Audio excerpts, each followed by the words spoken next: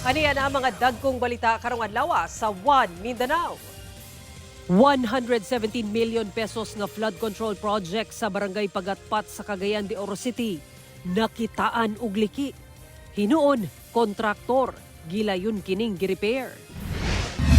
14 ka district engineers ug regional director sa DPWH Region 10 nakasumiti na sa ilang courtesy resignation sa DPWH Central Office. Unom sabdan kung asa upat ang menor de edad sa panagbangga sa gisakyang top-down nga motorsiklo ug kotse sa General Santos City. Agdaw flyover sa Davao City. Pasirad-an sulod sa usa ka bulan sugod ugma Setyembre 5 tungod ipailawom sa preventive maintenance.